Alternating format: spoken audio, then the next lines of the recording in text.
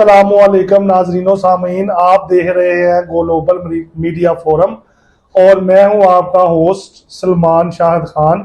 आज हमारे प्रोग्राम में मौजूद हैं गुजरांवाला की एक इल्म दोस्त और जानी मानी शख्सियत मुश्ताक साहब, और आज हम इनसे रिक्वेस्ट करेंगे कि हमें पीर सैयद वारिस शाह साहब का कलाम सुनाएं। बड़ी ही आपने शुक्रिया आपका, आप हमारे प्रोग्राम में वक्त निकाला। बहुत शुक्रिया जनाब, आपने हमें ग्लोबल मीडिया फोरम में इजहार का मौका दिया। तो मैं चंद शेर आपकी खिदमत में पीर सैयद वारिस शाह रहमतुल्लाह अलैह, जिनको आरफ खड़ी शरीफ ने फरमाया कि वारिस शाह सुखन दा वारिस निंदे कौन उन्होंने हरफ उन्होंने ते उंगली धरना नहीं मजाल असन। तो मैं पेश करता हूँ चंद शेर। मेल रूहां दे अज़ल दे रोज होए,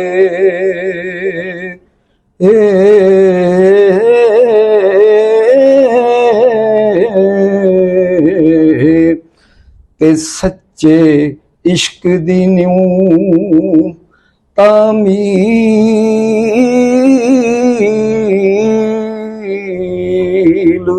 होई।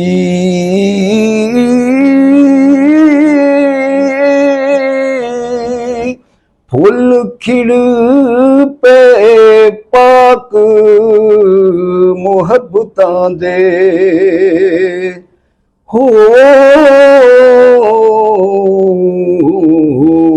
ते कोई रांझा होया कोई हीर होई।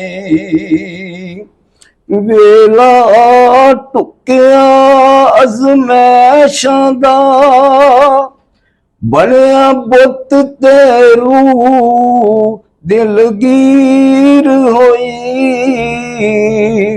दुख दर्द वछोड़े उमरां दे आशिकां सादकां दी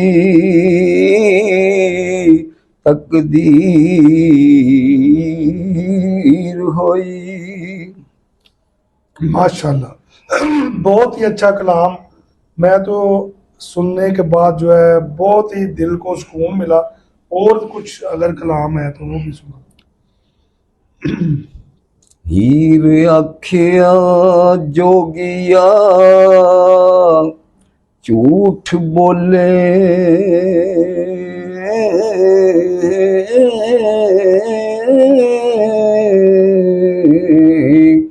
ते कौन रुठड़े यार मनामदा आई।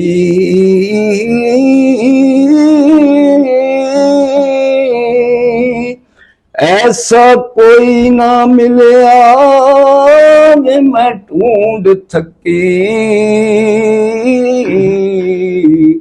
ते जेड़ा गया नू मोड़ ले आमदाई। साडा जू जामा जेड़ा आन मिले, सिर सदका उस दे नाम दाई। वला मोए ते बिछड़े कौन बेले हो, एवें जीवड़ा लोक गुलाम दाई।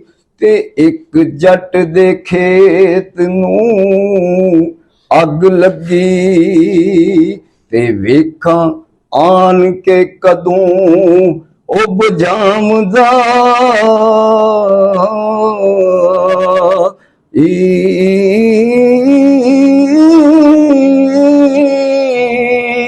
दुखां वालियां नू गल्लां सुख दियां ने हो, ते मीने जोड़ जहान सनाम दाई। एक बाज तो कांग ने कूंज खोई, ਤੇ ਵੇਖਾਂ ਚੁੱਪ ਹੈ ਕਿ ਉਹ ਕੁਰਲਾਮ ਦਾ